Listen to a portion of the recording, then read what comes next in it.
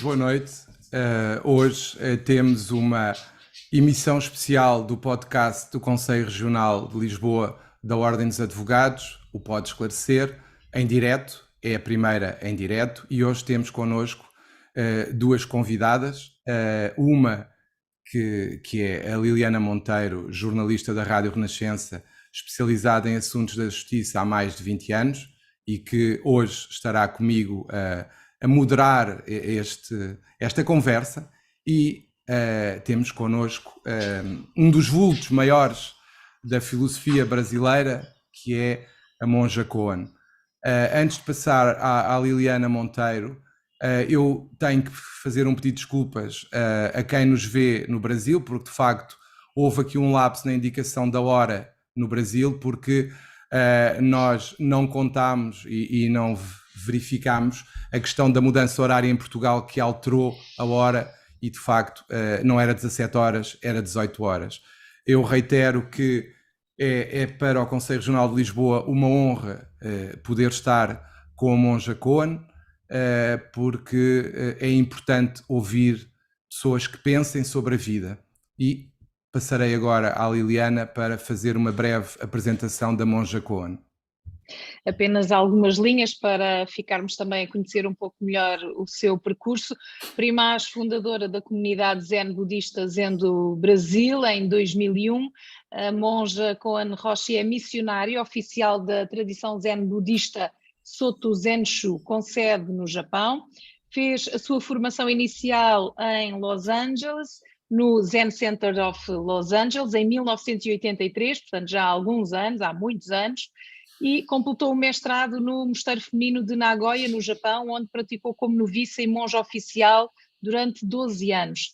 Voltou para o Brasil em 1995, liderou atividades no templo Buzishi, tornando-se a primeira mulher e a primeira monja de ascendência não japonesa a assumir a presidência da Federação das Seitas Budistas do Brasil por um ano.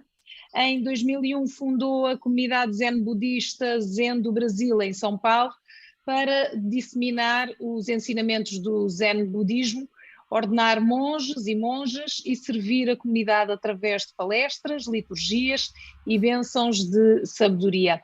É filha de pai descendente de português, portanto portugueses dos Açores, e de mãe, oriunda de uma família importante de São Paulo, com mais de 400 anos, esta família. E os Dias Batistas são grandes proprietários de terras.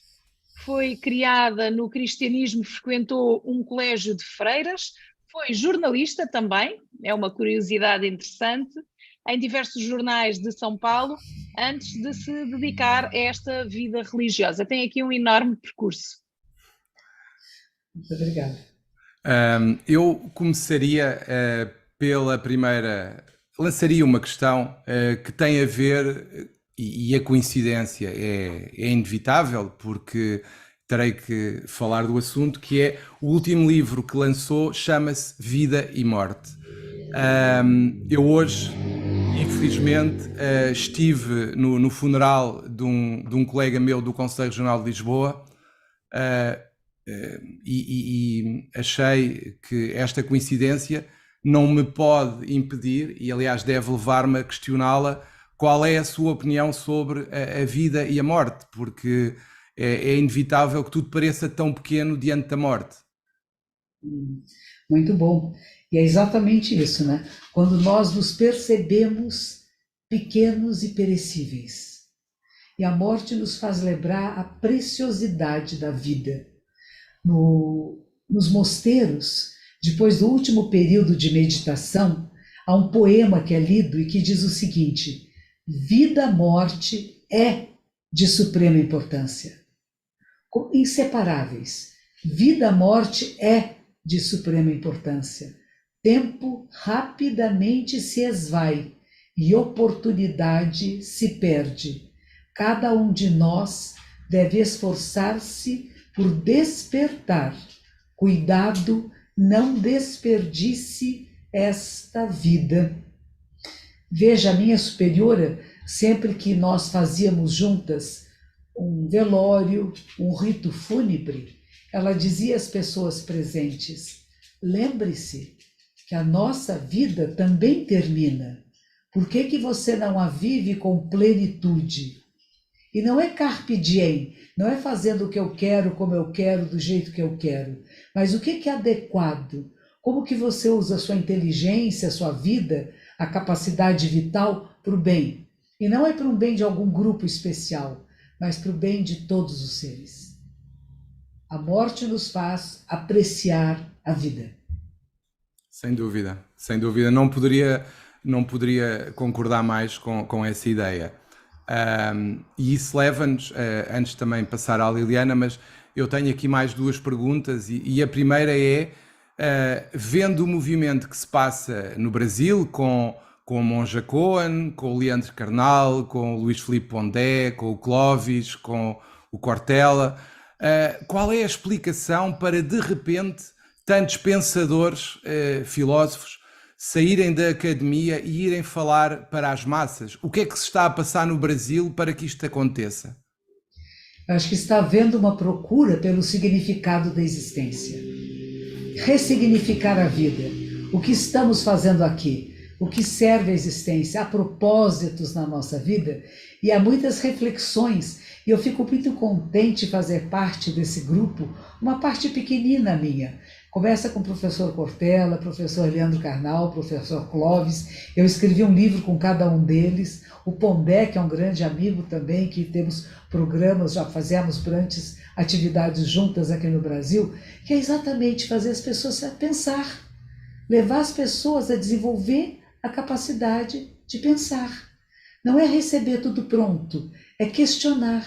Por isso a filosofia é maravilhosa, né? As grandes correntes filosóficas fazem o quê? Desenvolver a capacidade humana de pensar, refletir, chegar a uma conclusão própria a partir de questionamentos sobre a existência. E nós não devemos nunca perder a capacidade de questionar, de duvidar e procurar respostas. Então tem sido muito interessante acompanhar esse movimento que, como você diz, é recente, não é muito antigo, de saírem das academias, né? São todos professores universitários que se tornaram palestrantes para empresas, bancos, escolas e público em geral. Em teatros, nós enchemos teatros que seriam para música, para espetáculos, com palestras filosóficas. Realmente, até a nós nos surpreende essa procura do ser humano pelo significado da vida.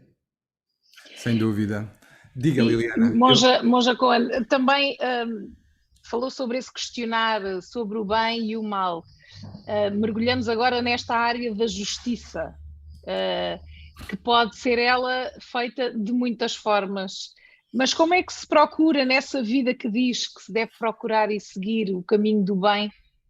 Como é que isso se pode fazer? São muitos os atores, quem procura a justiça também nem sempre tem o bem do lado dele, não é? Mas também há um papel que os agentes da justiça podem fazer, não só na justiça que podem fazer a essa pessoa, como ajudá-la também a ser outra pessoa depois daquele momento.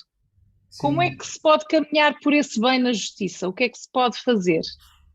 Eu acho que você já mostrou um caminho muito importante. Eu tive um aluno advogado que me disse: monja, eu não posso receber os preceitos budistas. Eu falei: por quê? Porque diz um preceito que não pode mentir. E às vezes, como advogado, para defender um cliente, eu não posso falar toda a verdade. Porque aquilo que ele confessou para mim, nem sempre eu posso dizer em corte, porque poderia condená-lo. E eu procuro não condená-lo. Não só absolvê-lo, mas, como você disse, uma coisa importante, levá-lo a uma transformação.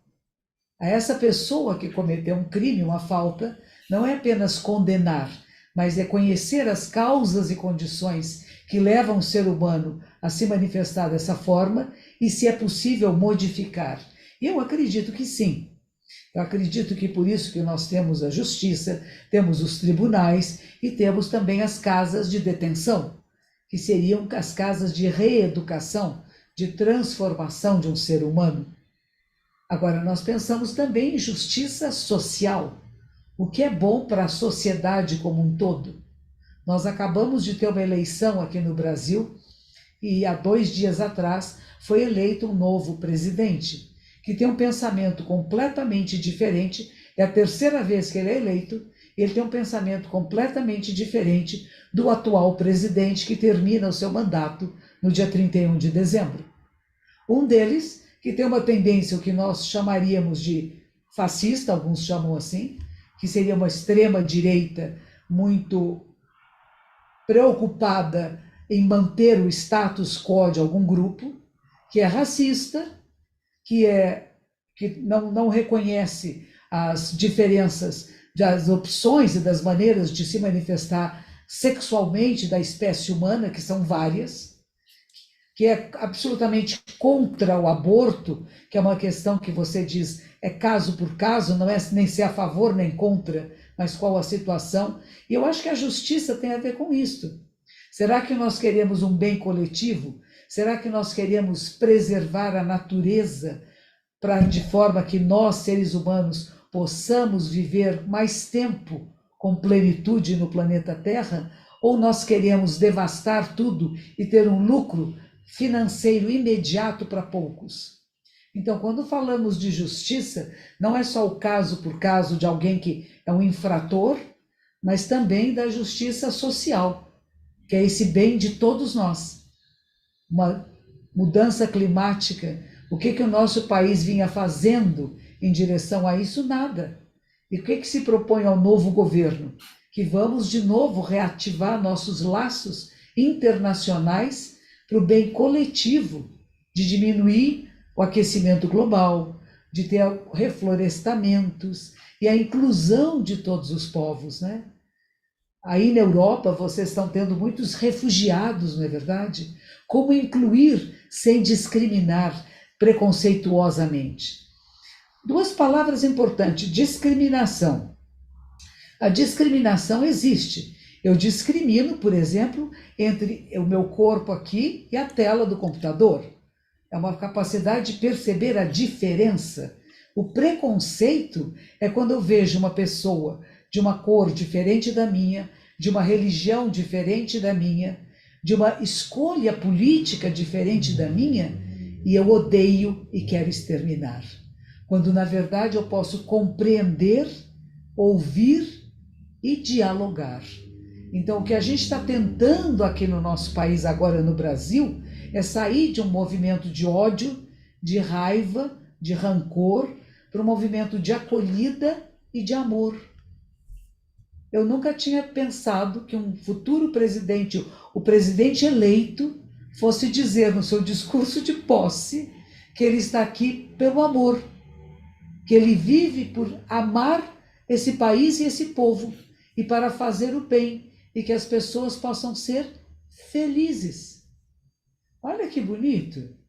O discurso é muito bom, se ele vai conseguir ou não, vai depender de inúmeras causas e condições, mas é uma questão também de inclusão da justiça social, daquilo da não discriminação, do não preconceito. Nós temos no Brasil diferenças de classe muito grandes, muito aberrantes, e a gente procura criar uma sociedade mais equalitária.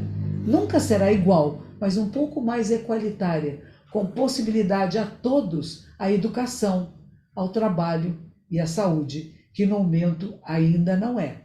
Mas eu tenho certeza que um dia será. E Portugal, para nós, é um exemplo, é um modelo. O Portugal que nos descobriu, né? que veio para cá, que trouxe a cultura portuguesa, a língua portuguesa para o Brasil, que é um continente, é imenso, né? E são muitos Brasis, não é um só. Cada área do Brasil tem sua especificidade. E os povos indígenas que estão aqui, hoje em dia, para serem respeitados na pluralidade, da diversidade das suas crenças, religiões, maneiras de ser e viver. Não podemos que todos vivam como nós, né? Isso é o respeito à vida. Então, justiça, para mim, tem vários sentidos, né? No sentido de justiçar, da justiça de que nós não podemos permitir faltas, erros, abusos de nenhuma forma. O Brasil tem um índice muito grande de feminicídio. onde perdura ainda o pensamento machista, né, que o homem tem, que a mulher me pertence. E se a mulher não me atender como eu quero ser atendido, eu mato. Isso é horrível, né? Mas é um processo educacional que nós, mulheres, somos responsáveis na maneira que educamos os nossos meninos. Como é que educamos nossos meninos? Nós os educamos a partilhar da vida em casa, a respeitar as meninas com quem estudam juntos, a reconhecer a equidade, não a igualdade, mas equidade, tanto no trabalho, na profissão, na inteligência, no desempenho, ou nós ainda achamos que não? É difícil isso, porque às vezes nós, mulheres, somos corresponsáveis por uma situação discriminatória, preconceituosa. Veja bem, eu digo isto, casamento. No dia do casamento, a menina se veste o quê? De branco, não é? Ela não tem cor, ela não tem a cor da sua família, ela vai ter a cor da família do marido. Aqui no Brasil, as mulheres mudam o sobrenome, vão adquirir o sobrenome da família do marido. Como é que entram na igreja? O pai leva a moça até o altar e este homem, como diz, a minha filha, esta mulher, agora é sua. Isso é um ritual muito significativo. A mulher passa de um homem para outro homem, que se considera proprietário dela, dono dela, responsável por ela. Então, todo esse sistema precisa ser repensado. O casamento no japonês, por exemplo, no budista, o noivo e a noiva entram juntos na igreja. Não tem pai levando filho ou filha, ou a mãe levando o filho. O casal entra juntos na igreja. Atrás deles vem o casal de padrinhos, pessoas experientes no casamento que podem ajudá-los nesse processo de viver juntos, que não é fácil. Não é só o amor, a dificuldade de conciliar famílias diferentes, formas diferentes de ser. Mas se nós... Diga, continue. Ia-me só perguntar, há pouco falava sobre a história atual que está a acontecer no Brasil, o facto de se dizer, ou deste que vai ser o novo presidente, dizer que quer, por amor ao país que assume o que vai assumir e que quer toda a gente feliz. Mas o ser humano, por natureza, e eu recordo muito, por exemplo, num batizado da minha filha, o padre dizia: toda a gente nasce bom, até começar a descobrir o mal. Mas quando descobre o mal, surge o egoísta, do é meu, é como eu quero, e isso acaba por inundar o ser humano muito rapidamente, desde idades muito tenras. Como é que depois se dá a volta, ou seja, como é que nós temos e conseguimos a nossa ética, conseguimos perceber o caminho do bem e fazer esse caminho e chegar lá? Como é que isso é possível num ser humano que não nasce numa tábua rasa do bem? Existe uma coisa interessante, né? Tem duas teorias sobre isso, né? Uma de Rousseau, que diz que o homem é bom e a sociedade o corrompe. E o outro é aquele que diz o assassino nato de Lombroso, né? Que diz que a pessoa que é assassino já nasce com características físicas, psíquicas, mentais de um assassino. Então são dois pensamentos diferentes que se opõem e que a gente tem que encontrar o caminho do meio, né?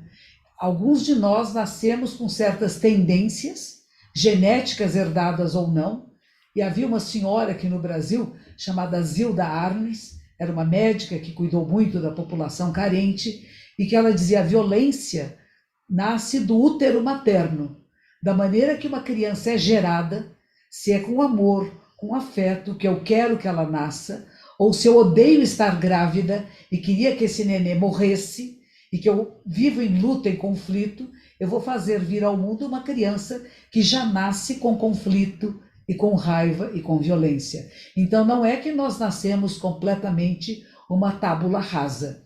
Nós nascemos com tendências genéticas e com experiências adquiridas até na formação do feto. Isso vai nos influenciar. E nós caímos numa sociedade onde no primeiro momento, nos identificamos com pai e mãe, que não tem diferença, até que começa a ter a ideia do eu. E aí temos uma sociedade, uma educação. Eu vou falar que educação é muito importante. Não educamos para a partilha. Isto é meu, eu não dou para ninguém. É educado, é treinado, é formado assim. A criança não imagina isso. Crianças na África compartilham tudo. Crianças de famílias muito carentes compartilham tudo. Crianças de classe média, criadas por uma sociedade de famílias que tem uma ideia de propriedade minha e que eu não compartilho, vão crescer brigando por o meu copinho. E cabe a nós, como educadores, ensinar as crianças que não tem nada que pertença ao ser, que tudo passa por nós e nós passamos por tudo. E nós podemos ter uma nova sociedade a partir da formação de seres humanos livres e responsáveis. A educação, uma frase de Paulo Freire, um educador brasileiro. A educação não transforma o mundo. A educação transforma as pessoas. Pessoas transformam o mundo. Então, precisamos educar o que Sua Santidade, o Dalai Lama, fala da ética para o novo milênio. Não era a ética do passado. Qual é a ética deste novo milênio, onde todos sabemos que estamos interligados, interconectados e que precisamos pensar o mundo de forma diferente? Quando a gente vê o horror do que está acontecendo na Ucrânia com a Rússia, não é vergonhoso que nesta era nós ainda temos pessoas jogando bombas sobre pessoas?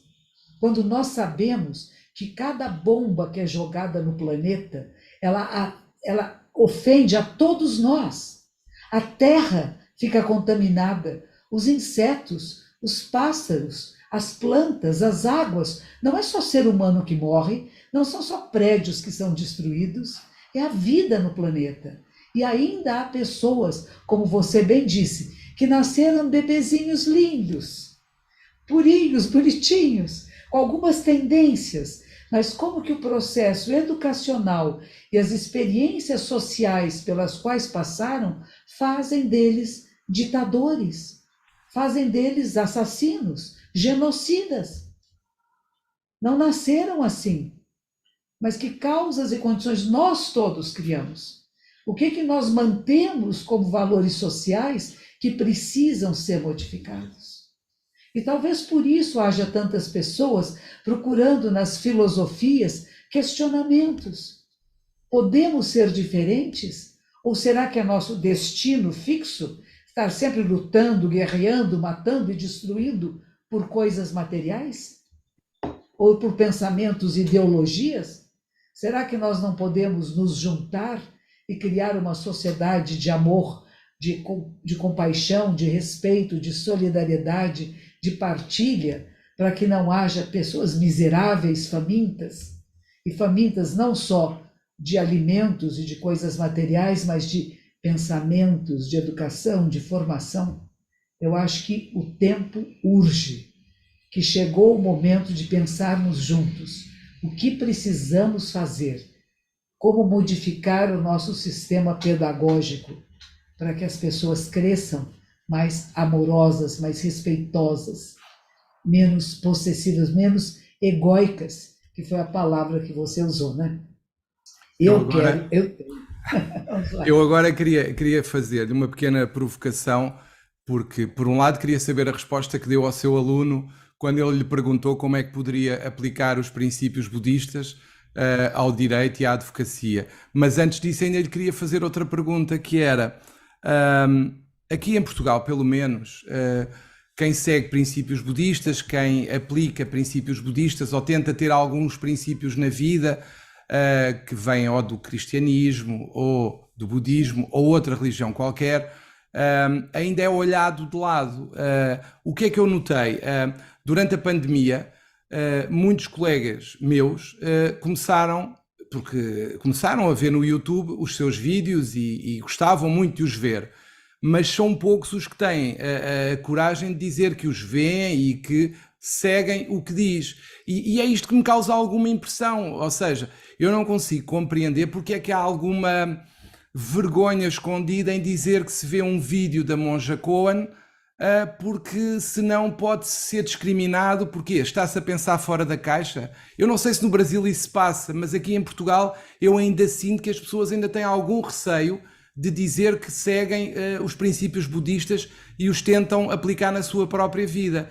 E a segunda pergunta no fundo, é a primeira, que eu falei há pouco, que é o que é que respondeu ao seu aluno, como é que ele podia seguir os princípios budistas e ser advogado. Portanto, são duas perguntas. Primeiro, sendo um bom advogado, sendo verdadeiro com a sua profissão, com a sua escolha, e sendo fiel ao seu cliente também. Então, ele está sendo verdadeiro ao defender um cliente da menor maneira possível, né? Ele vai ter que analisar esse caso. E ele não vai querer deixar um assassino solto por aí, um maníaco solto, um psicopata solto. Então ele vai ter que medir as condições que ele tem de como defender e compreender por que este ser humano fez isso, né? Não é só o egóico de vencer na corte, né? Eu sou melhor, eu venci porque eu sou mais inteligente, porque eu vi as brechas da lei. Isso é importante também, mas é importante também saber que tem princípios éticos. E todo advogado deve ter os seus princípios éticos, né? De saber o que é adequado para essa circunstância. Então não tem uma verdade final e absoluta, mas seja verdadeiro a você, a sua escolha, a sua profissão, ao seu cliente e à lei. Porque no final estamos todos à procura dessa justiça, não é? A justiça humana, né? Quando a gente fala também da justiça da vida da Terra. Existe também aqui no Brasil, é interessante isso, muitas pessoas que praticam comigo. Elas frequentam agora durante esses 2 anos, não, desses 2 anos ficamos muito online e muitas pessoas me seguiram online. Mas se alguma pessoa perguntar, você é budista? A pessoa dizer, não, não sou. Eu não sigo nenhum ismo. Eu não sigo nenhuma religião, eu sou fora das religiões, ou outra forma que dizem, eu sou ecumênico. Eu gosto de todas as religiões, mas não sigo nenhuma. Isso eu tenho ouvido muito, mesmo com pessoas que praticam há anos comigo. Existe uma certa vergonha, porque acho que a vida espiritual ficou um pouco maculada por algumas coisas que eu não sei bem porquê. Talvez houve erros no processo das religiões no mundo se manifestarem, as pessoas não querem se sentir presas ou ligadas a um grupo só e querem ter uma liberdade de movimento que nós damos. A nossa ordem religiosa, que é a Sotoshu, ela não tem isso de que quem frequenta aqui não pode frequentar outras tradições e escolas. E eu tenho praticantes, não só aqui no Brasil, mas nos Estados Unidos principalmente, padres católicos, rabinos, temos sheiks, temos pessoas de várias tradições espirituais que praticam o Zen, a prática meditativa do Zen, sem que isso conflite com a sua tradição espiritual ou a sua falta, o seu ateísmo, porque nós temos uma importância muito grande dos ateus. Veja, o budismo não tem um conceito de Deus. E alguns dizem que é uma religião ateísta. Ela não tem ligação com um Deus supremo, mas que tudo é um universo de causas, condições e efeito, e que está entrelaçado de causas e condições. Existe um certo pudor, eu diria, da pessoa confessar o seu mais íntimo. E é interessante porque quem veio me visitar recentemente foi Abel Ferreira. Abel Ferreira é um português, técnico de futebol, técnico de um time de futebol do Brasil chamado Palmeiras, que ele conseguiu levar ao campeonato, ao top do top dos times atuais, desde que Abel Ferreira chegou. E Abel Ferreira veio me visitar dizendo que quando ele estava no time de Praga, a pessoa que era a psicóloga do time disse a ele, veja os filmes da Monja. E ele disse assim, por quê? Porque você precisa ficar mais calmo. E ele me conhecia aí de Portugal, porque a psicóloga do time recomendou. Então, o que eu faço nos meus vídeos, nas minhas ensinanças, não são para as pessoas se tornarem budistas, mas para se tornarem pessoas mais completas, mais conscientes de si mesmo, conscientes dos seus emocionais e saber lidar consigo mesmo. Não é lidar com o outro, lidar com você, conhecer a sua mente, conhecer os aspectos mais íntimos de si mesmo, para poder utilizar para o bem de todos. Não só para vantagens pessoais, mas para o coletivo. Mas, por exemplo, isso é verdade, é totalmente verdade, porque nós acabamos por ter a evolução do direito e a evolução da justiça em Portugal e no mundo, tem naturalmente um reflexo da sociedade em que vive. Por exemplo, a escravidão em tempos era aceite e hoje em dia não passa pela cabeça, em Portugal pelo menos e no Brasil, Sim. aceitar a escravidão. Como é que nós vamos conseguir determinar o evoluir da justiça de forma a que percebamos para onde é que nos dirigimos? É que eu acho que o grande desafio dos dias que correm, se por um lado a internet nos permite conhecer coisas que não conheceríamos de outro modo, como pensadores, como a Monja Cohen, também é tão rápida na forma como as coisas se passam que o direito, neste momento, me parece ter dificuldade em adequar-se. Porque os crimes hoje em dia, que muitas das vezes até provocam maior impacto na reputação e nas pessoas, têm a ver, por exemplo, com posts de Facebook ou de outra rede social, Instagram ou outra qualquer. Como é que o direito se pode adequar a esta rapidez imposta pelas redes? Pois então, agora nós temos que ter advogados, advogadas que estão capazes de saber os crimes cibernéticos, que está em contato com essa rapidez da rede. Eu tenho uma advogada aqui no Brasil, porque usaram o meu nome para fazer ensinamentos que não eram meus, vendiam cursos que não eram meus. Então nós tivemos que ir atrás disso para impedir que essas pessoas continuassem vendendo e usando o meu nome. Então nós temos uma questão da fake news, do uso indevido das redes sociais, e tudo isso precisa entrar numa jurisprudência que é nova, que não existia até pouco tempo atrás. Então estão se tornando especialistas nessas áreas. E também as leis em relação a essas áreas da divulgação e do conhecimento também precisam ser vistas, e talvez algumas delas até serem criadas, porque existem alguns canais que dizem, não, tudo tem que ser permitido, e nós temos que ter um certo cuidado com isto. Tudo é permitido? Será que nós vamos permitir com pensamentos de violência, de abuso, sejam disseminados? Será que nós estamos de acordo num retroceder do sistema histórico e voltarmos à época do nazismo, do fascismo, de Mussolini, de Hitler? Ou será que isso são assuntos que devem ser apresentados como um processo histórico a não ser repetido, a não ser continuado?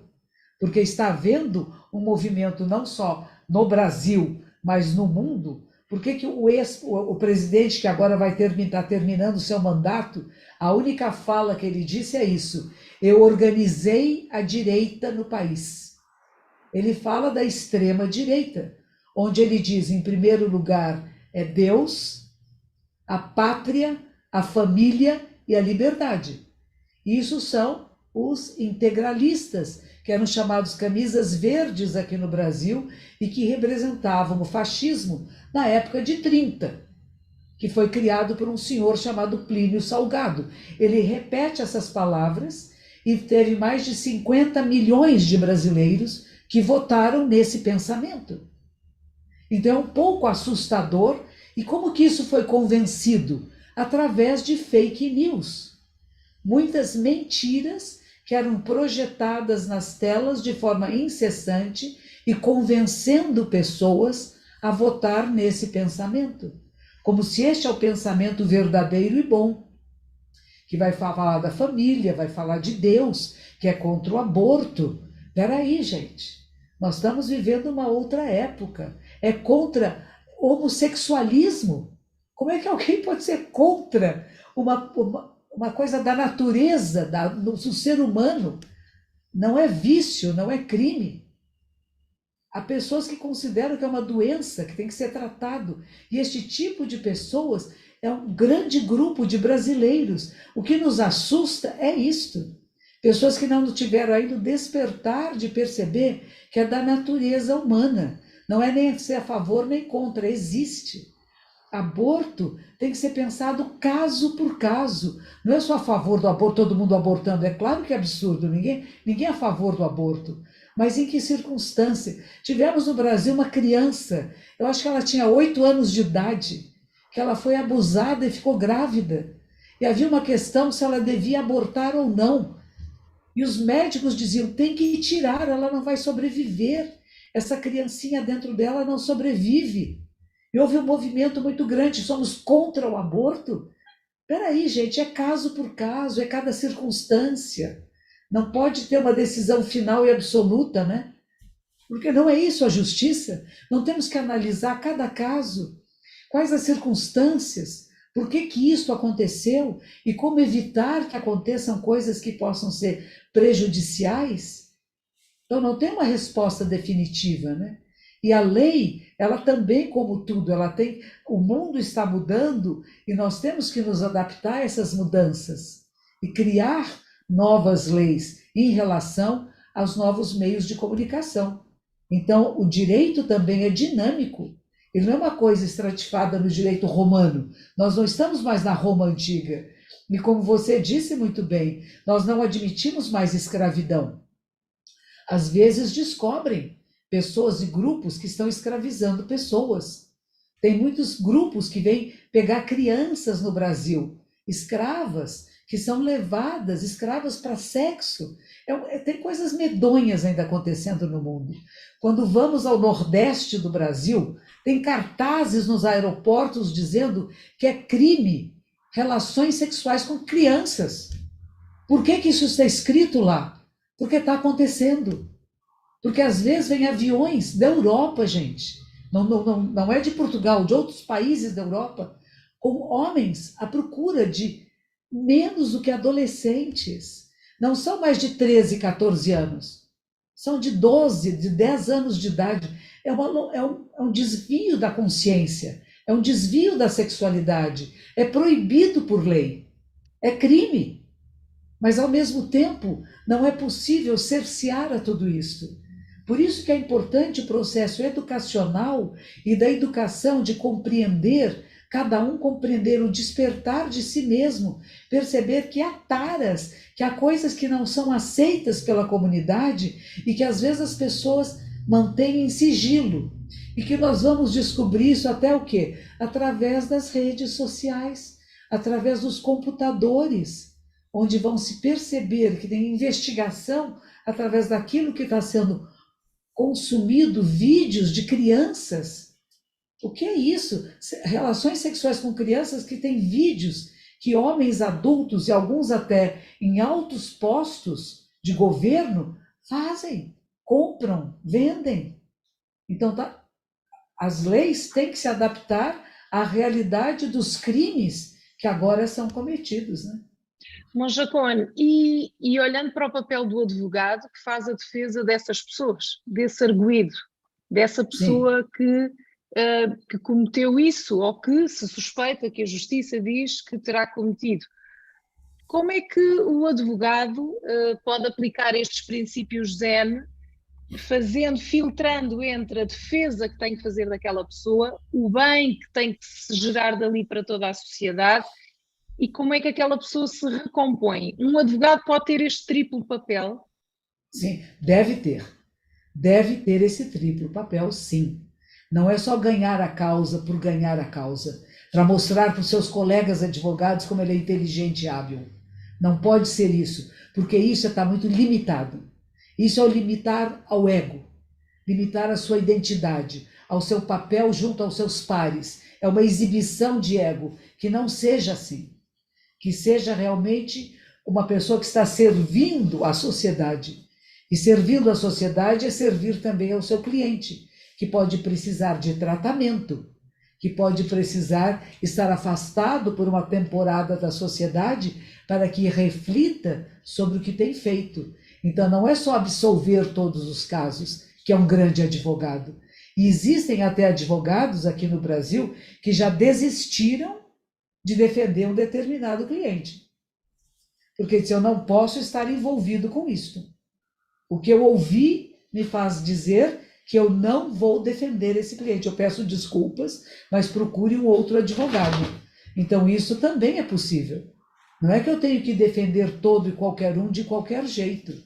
Cabe, com a sua própria consciência, saber a quem eu defendo e por que defendo. E temos a Defensoria Pública, né? Que então vai defender aqueles que não têm meios de pagar advogados e que estão lá para defender todo e qualquer um.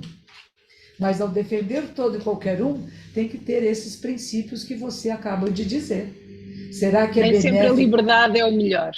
Exatamente. Nem sempre a liberdade. Mas posso ter uma causa, um tempo de recolhimento menor, desde que essa pessoa se projete num processo de recuperação e modificação.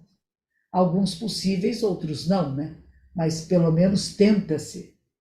Eu já fiz muita palestra, não para... Sim, nós tínhamos um projeto na cadeia pública aqui de São Paulo, que era levar a prática meditativa para as pessoas que eram presidiários, né? Funcionou por algum tempo, mas muito pouco. Depois também tivemos uma inserção nas casas de detenção de adolescentes infratores, né? Eles ouvem um pouco, mas será que são capazes de levar isso para a sua vida? Nós não sabemos. Quando temos um sistema de muitas pessoas presas em celas muito apertadas e uma discriminação muito grande de uma maioria de uma população preta ou descendente de africanos, e essa é a maioria do que estão nas nossas cadeias no Brasil, há uma coisa de se pensar. Por que essas pessoas não tiveram acesso a outra forma de vida, a inclusão na sociedade? Por que se tornaram criminosos? Então, tem vários fatores que levam as pessoas à criminalidade e elas precisam ser estudadas. E acredito que há advogados cabem também a esse estudo, não só na defesa do seu cliente, mas também na defesa da sociedade. Para que haja menos crimes, é preciso que haja mais inclusão e acesso à educação e ao trabalho, não é? Mas acha que... Desculpe, Liliana, é só uma pergunta, depois já lhe passo assim. A pergunta que eu lhe queria fazer então é, eu posso depreender do que acabou de dizer, que na prática há sempre uma dor, um trauma que determina esses comportamentos violentos, é isso? Sim, é isso. É isso. O que causou a pessoa a violência? Que sofrimentos teria passado? Que dificuldades teria? Ou se tem um distúrbio, né?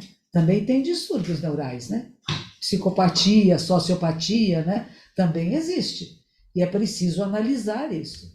O que aconteceu? O que leva uma pessoa a cometer um crime? O que leva uma pessoa a pôr fogo na mata? Veja bem, o que leva uma pessoa a pôr fogo numa mata de uma área demarcada de povos indígenas para vender a madeira, ou para colocar gado, ou para fazer uma plantação num país tão gigantesco como o Brasil, cheio de áreas cultiváveis que não aquela? É dor que levou a pessoa? É ganância? É raiva? É ignorância? E o budismo vai falar que tem 3 venenos que pegam o ser humano: ganância, raiva e ignorância.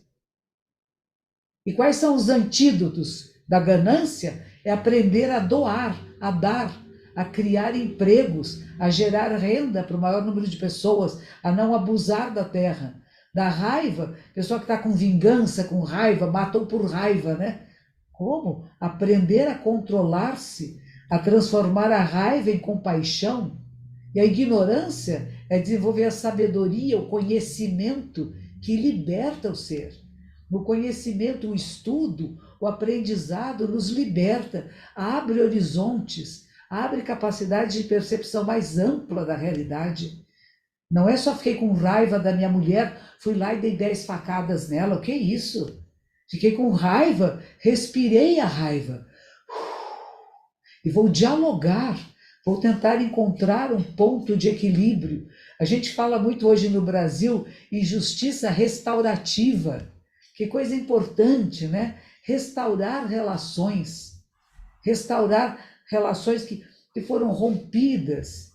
Agora nós temos esse trabalho no Brasil, restaurar essa polaridade que se fez. Nós temos, é como se fosse serzir. O trabalho de serzir é como um fiozinho que se rompeu, e você tem que, com muito cuidado e delicadeza, pegar fio por fio, que essa ruptura, a gente fechar isso de novo, para trabalharmos juntos, para o bem coletivo. Não é eu ganho e você perde. Nós podemos ganhar juntos, que são os novos jogos cooperativos. Conheci um senhor, eu não me lembro o nome dele, ele é do Canadá. Ele criou jogos cooperativos. Nós temos jogos para as crianças de destruição e violência. O que é isso? O que nós estamos colocando nas mentes das pessoas? Fazer joguinhos de matar e destruir. Ele diz, nós podemos usar esses jogos, que dão um desenvolvimento mental e motor simultâneo muito interessante, para conseguir coisas coletivas, vacinas. Vamos trabalhar juntos as inteligências mundiais para as vacinas de todos? Vamos trabalhar, não para quem vai ganhar mais, mas usar as inteligências para o coletivo. Por exemplo, havia um jogo que ele fez de uma moça que era indiana e que ela queria ir para a universidade, de uma família que achava que mulheres não podiam estudar. Então o joguinho era como é que ela vencia esses obstáculos da discriminação, do preconceito, até acessar a universidade e ter um cargo. É o mesmo jogo, tem obstáculos, vem bombas em cima dela, coisas não pode, aqui você não entra, mas ela conseguia vencer os obstáculos. Então nós devemos criar jogos educacionais, jogos de superar obstáculos, sim, mas não de matar, porque o que está acontecendo? As pessoas matam porque no jogo a morte não é para sempre, né? O morto lá revive de novo, né? E a gente tem que aprender que na vida não é assim. Se você deu um tiro em alguém, essa pessoa morreu, ela não vai voltar à vida. E isso, para algumas crianças e adolescentes, estão sendo treinados na violência, de querer matar, destruir. E hoje em dia a gente fala aqui no Brasil, cancelar. Eu cancelo alguém. Se alguém fez coisas que eu acho que não são boas, eu cancelo das redes sociais. Ou seja, eu apago essas pessoas. Eu mato pessoas nas redes sociais. Isso não é um pensamento bom. Eu posso dialogar, eu posso colocar um ponto de vista diferente, não insultar, não querer destruir, não ter a ideia de extermínio, que é uma ideia que está surgindo aqui no Brasil. Vamos armar a população e vamos exterminar quem não é bom. Uma frase que falam aqui que é medonha. Bandido morto é bom, bandido vivo não presta. O que é isso? Então vamos sair milícias na rua matando pessoas que, sendo nós os justiceiros? Isso não pode ocorrer numa sociedade atual.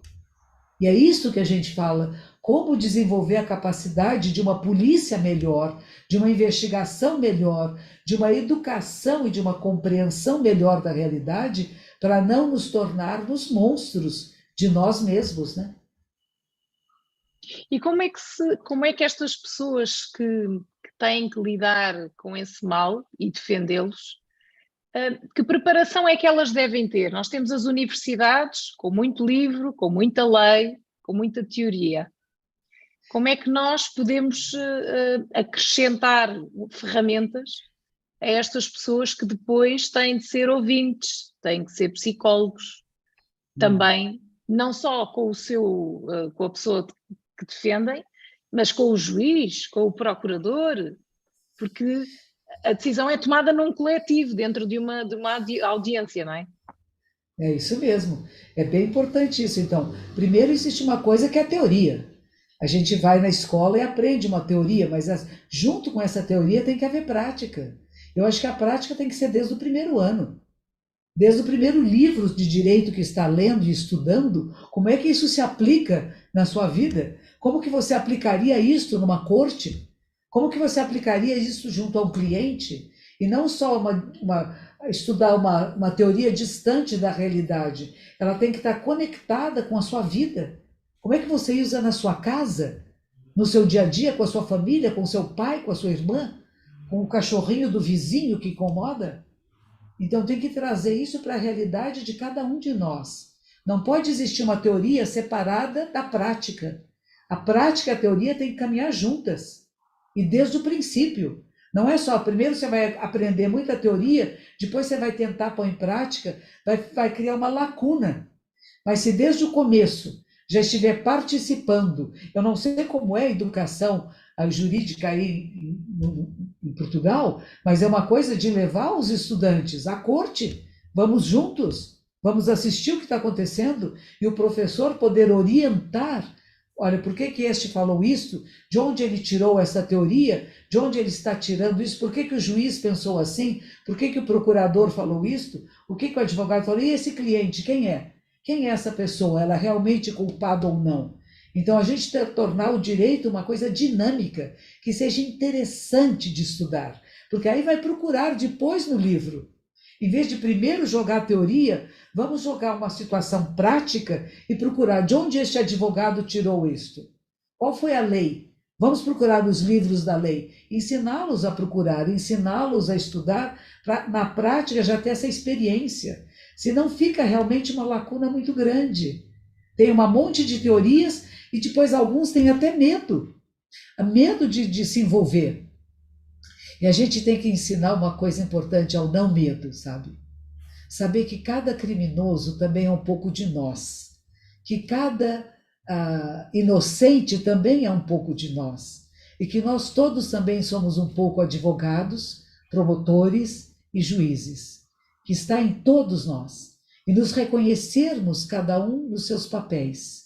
Não pensar que o juiz é um inimigo e que o promotor é um inimigo. Não são inimigos. São nossos parceiros, para nós chegarmos a um consenso daquilo que é melhor para todos, não só para o meu cliente, não só para a sociedade, não só para a pessoa que o acusa, mas como que nós chegamos a uma situação que seja melhor para todos. Não é que eu vou acusar o meu cliente, isso nunca. Eu vou defendê-lo até o fim, mas às vezes defender apenas para que a sua pena não seja tão pesada, mas que ele possa se regenerar, se transformar no processo de percepção da sua falta. Veja só, o budismo nós dizemos que de 15 em 15 dias temos que fazer uma cerimônia de arrependimento. O arrependimento minimiza, não minimiza? Dentro da própria lei, eu me arrependo, eu fiz, reconheço que eu errei e me arrependo e me comprometo a não fazer mais. Nós fazemos isso de 15 em 15 dias. Temos as nossas leis, vamos dizer assim, as nossas regras, os nossos preceitos de vida, né? Não matar, não roubar, não abusar da sexualidade, não mentir, não negociar intoxicantes. Enfim, são 10, né? E esses 10, claro que nós falhamos. Não somos seres perfeitos. Mas a gente diz falhar é como se você bebesse um vinho num copo e esse copo ficou manchado de vermelho da cor do vinho tinto que fosse.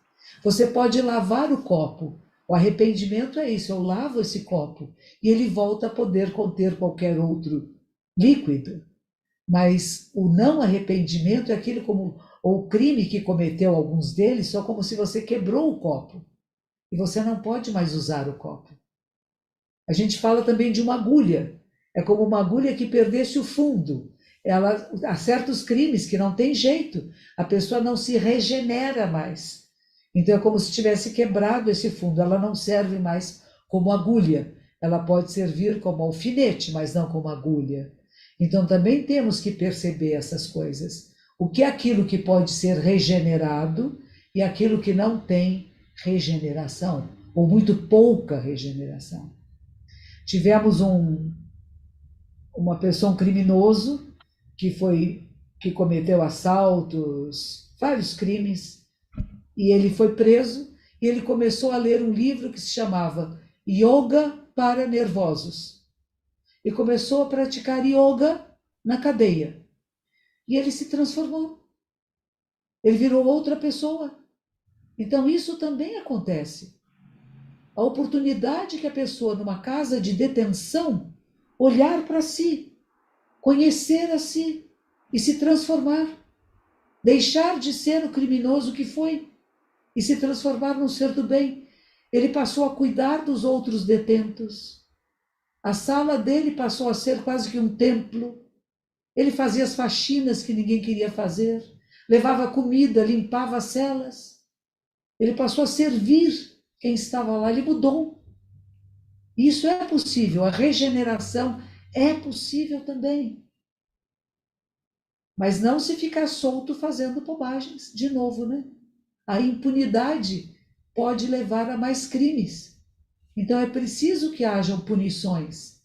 É preciso que haja maneiras de cercear o crime, os absurdos, né? As barbáries que todos nós podemos cometer. Não são eles, somos nós, seres humanos. E cada dia e cada momento estamos fazendo escolhas éticas, conforme a nossa formação e a nossa determinação. Tivemos advogados aqui no Brasil cometendo crimes hediondos. Você fala, como? Uma pessoa da lei, juízes presos por matar a namorada. Acontece porque somos humanos, e humanos somos frágeis. E por isso temos que nos fortificar. E o processo, eu acredito que as práticas meditativas, que as práticas de autoconhecimento nos facilitam a não cometer crimes, a perceber a nossa tendência também a cometer algum crime, a ficar descontrolado e voltar ao autocontrole. A percepção, nossa, eu não vou fazer isto. Que vontade de fazê-lo temos às vezes, mas eu controlo a minha vontade. Eu volto para o meu eixo de equilíbrio, porque o mundo nos tira, nos puxa, empurra, mas eu volto a esse eixo. Mas se eu não conheço esse eixo, eu não tenho para onde voltar. E talvez esse seja o papel principal, mostrar às pessoas que existe a possibilidade de um eixo de equilíbrio, que é neutro, que é um ponto neutro, que é o zero. Não é nem mais nem menos. E você voltando aqui, tomar decisões e ações acertadas. Interessante. Recentemente estava lendo um texto antigo em que um professor budista dizia assim, não é que existam Budas, que é eternamente Buda, é sempre um Buda, um ser desperto, não. Existem ações despertas, ações iluminadas. Qual é a nossa ação no mundo? É uma ação benéfica? É uma ação para o bem de todos? Ou é uma ação egóica pequenininha, que só favorece a mim e a alguns? Então, as nossas ações, as nossas palavras no mundo, o que a gente fala, o verbo é importante, né? O que nós falamos modifica a nós e a quem nos ouve. Então, temos que ter cuidado com as palavras que usamos, que escrevemos, o que nós colocamos nas redes sociais, que elas podem ser aquilo que leva à verdade, ao bem, à justiça, ao caminho, ou pode ser aquilo que prejudica, que afasta da verdade, do bem e do caminho. E para isso surge essa nova legislação que é antiga, mas que ainda é nova, por causa dos meios de comunicação mudaram e a sociedade está mudando. E nós vivemos em eras distintas simultaneamente. Países onde as mulheres ainda andam de burca, elas têm que andar no porta-mala dos carros, porque elas não podem estar num ambiente fechado com um homem, e era proibido as mulheres dirigir. Então, se elas vão pegar um táxi, o táxi abre o porta-malas, E as mulheres sentam no porta-malas com as perninhas para fora. Está acontecendo hoje. E, ao mesmo tempo, temos você aqui, como uma jornalista, trabalhando em equidade com os homens. Temos advogadas, médicas, monjas. Antigamente, as monjas não podiam oficiar casamentos, enterros, não podiam ter discípulos no budismo. Não estou falando da Igreja Católica, estou falando do budismo.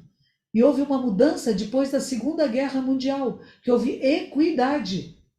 Porque muitos monges morreram, muitos templos desapareceram e as mulheres começaram a poder fazer as mesmas coisas que os homens, apenas homens, faziam. Nós ainda estamos num momento de mudança.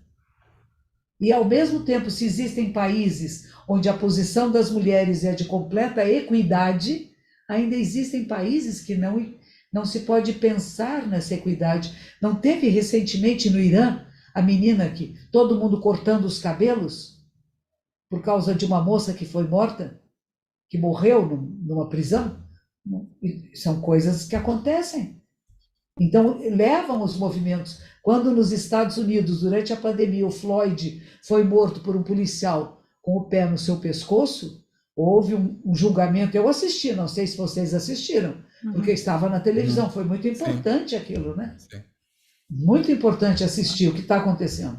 Nem que fosse doloroso assistir de novo e de novo ele sendo morto, né, assassinado, mas ao mesmo tempo um movimento que o mundo inteiro se levantou contra o racismo. Importante, né? Então não deixar que essa vida seja morta em vão. Que não possa permitir. Há 2 dias atrás, aqui no Brasil, 3 policiais mataram um jovem não era negro, da mesma maneira que foi morto Floyd, com o pé no pescoço. E os vídeos sumiram, então estão sendo investigados agora, né? Porque os nossos policiais também precisam ser treinados e retreinados. Pessoas que estão vivendo no meio da criminalidade, que a qualquer momento podem ser mortos. Os policiais no Brasil não podem voltar para suas casas vestidos de policiais, porque podem ser assassinados. Então, nós temos uma situação muito dramática aqui. E eles, então, eu tenho um aluno que é um psicólogo da polícia do Rio de Janeiro. Ele disse, monja, são muitos suicídios, um nível gravíssimo de depressão e síndrome do pânico, porque vivem sob ameaça 24 horas por dia, todos os dias da vida. E o que nós podemos dar a esses policiais? O seu eixo de equilíbrio. Porque é muito fácil, numa hora dessas, ficar desesperado e cometer um crime, sendo que ele está defendendo o governo e a sociedade. Mas se ele é capaz de voltar ao seu eixo de equilíbrio, aquela violência que está vindo do assaltante, que está vindo do criminoso, não faz com que ele se torne um criminoso. E isso é difícil. Isso é treinamento. E é treinamento constante, diário. E todos nós temos que passar. Mas ajude-nos nisso. Falou no arrependimento, falou no respirar fundo e deitar fora, e falou-nos também no cuidado com as palavras. O que é que mais podemos seguir de ensinamento e de nos lembrarmos nessa hora em que, de facto, o mal, os maus pensamentos acabam por nos invadir naqueles momentos? Eu acho que tem uma coisinha chave que se chama respiração consciente. É respirar. A gente respira e nem percebe. Tudo que é emocional é respiração alta aqui no peito. Se a gente faz assim, inspira e solta devagar.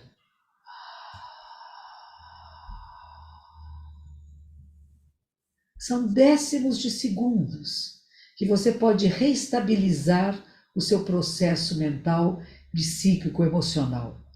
Pode ser caminhando, não precisa ser sentada, apenas respira, percebe, estou inspirando, estou expirando.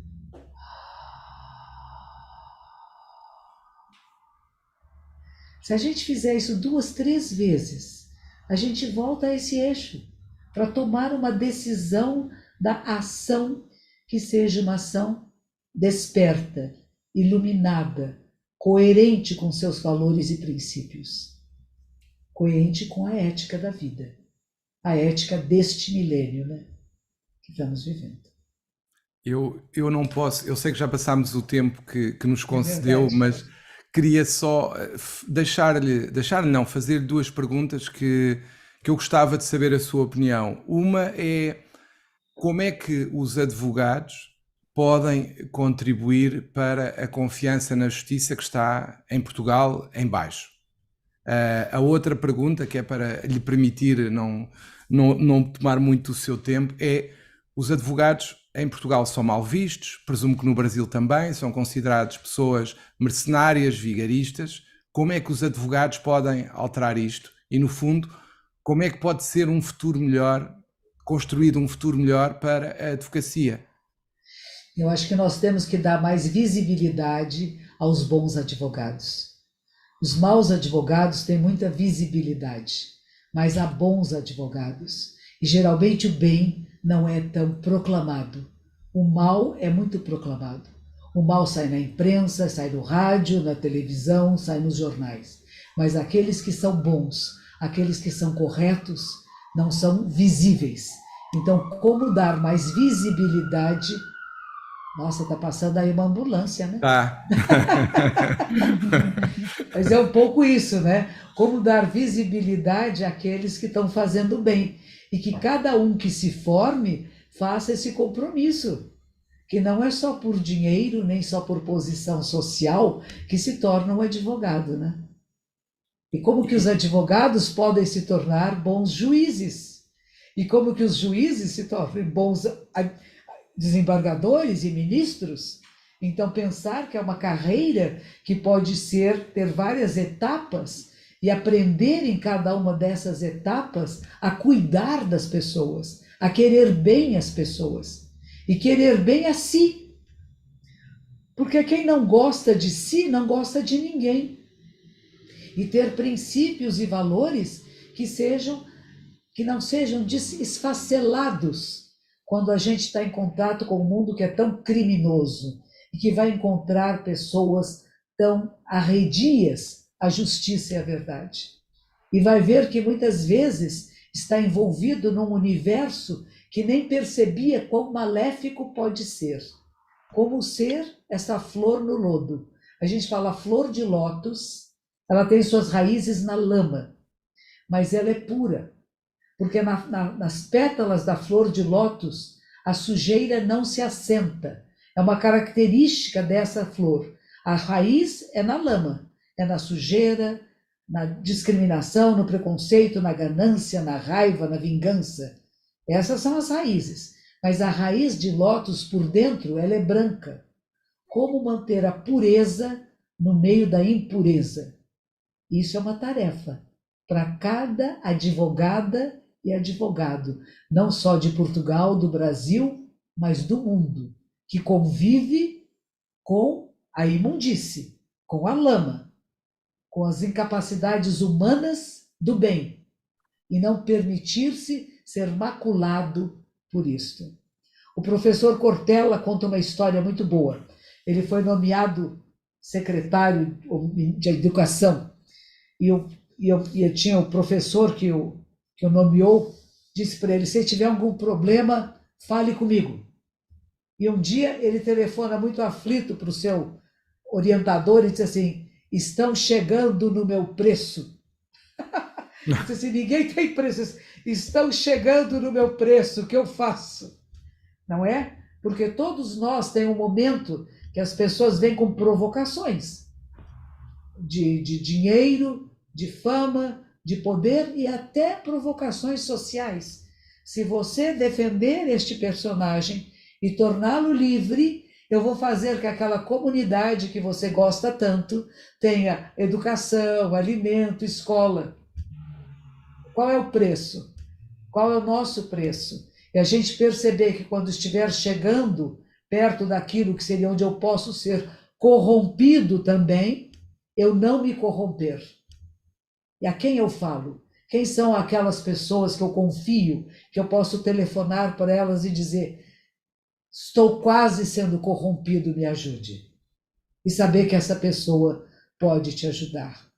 Pode ser uma pessoa viva ou morta, né? Alguém que você confiou, que já morreu pai, avô, tio. porque eu sei que esse, ainda me conecto com ele, porque os princípios que colocou em mim estão vivos em mim. E a tentação existe. Por que o Pai Nosso, que é uma prece tão bonita, diz, né? Não nos deixeis cair em tentação. As tentações estão aí. Como é que eu me mantenho firme? Não é fácil. Não é fácil no mundo. E por isso que apontam tanto o dedo para aqueles que caem em tentação. Mas em vez de julgar o outro como um perdido, um mau advogado, uma má pessoa, nossa, caiu nas armadilhas do caminho. E a gente tem que perceber as armadilhas do caminho. Eu digo, a sabedoria é você aprender a ver os sinais do caminho. E o caminho da vida, dessa nossa jornada humana, tem sinais. E você tem que aprender a ver esses sinais. Tem momentos que nós paramos, tem momentos que nós recuamos e tem momentos que nós avançamos. Aprender a ler os sinais do caminho. Como ela falou, não só os textos, né? Mas na vida. Quais são os sinais do caminho? Aquilo que eu cedo, onde eu não cedo, onde eu recuo, e às vezes até para pegar um fôlego maior para ir mais adiante depois. A arte da vida, apreciando a vida e percebendo que somos frágeis, que todos nós somos frágeis. Ninguém pensar, eu sou o super-homem, a super-mulher que eu consigo. Não, sou frágil e por isso atenta. Que os beneditinos falam tanto, né? Orai e vigiai, é isso aí. Ora, mas vigia, fica atento, cuida, não deixa escapar, porque sem querer nós humanos somos frágeis. Reconhecer essa fragilidade é a nossa grandeza. Sem dúvida. Liliana, não sei se quer fazer alguma pergunta mais. Eu acho que ficámos com já bastantes ensinamentos e muitas linhas para se poder aplicar de facto no dia a dia, o tentar ser bom, o tentar manter o alinhamento na ética, aprender a ler os sinais do caminho, como dizia agora também a monja Cohen, e de facto acho que nos deixou, não sei se há alguma mensagem final que eventualmente queira deixar a estes agentes da justiça, que todos os dias têm muita gente a precisar de ajuda. Que a justiça se faça na terra, né? Que a gente encontre o caminho correto para que todos sejam incluídos no sistema judiciário do mundo, né? Em todos os lugares. A gente compreender o que está acontecendo. Eu gosto muito de um poema de Francisco de Assis, né? Que é melhor compreender que ser compreendido, que é dando que se recebe e amando que se é amado. Que a gente tenha sempre um coração de ternura, no meio disso tudo, de compreensão e ternura, mesmo por aqueles que possam estar completamente errados, mas que a gente não odeie ninguém, não queira destruir ninguém, não queira maltratar ninguém, mas ser capaz de acolher e, através da acolhida, transformar, transmutar. Que seja cada vez melhor a vida na Terra, a paz na Terra. Muito obrigada. Muito obrigado. Muito obrigada. Eu tenho que agradecer à monja Cohen, à Liliana. É um prazer ouvir a monja Cohen a falar e a falar da sua experiência pessoal e dos seus ensinamentos, e eu acho que todos ficámos enriquecidos e agora cabe-nos a nós pensar no que aqui foi dito, refletir, que é o mais importante, pensar, refletir, que tão pouco se faz nos nossos dias por causa das redes sociais, mas é importante pensar.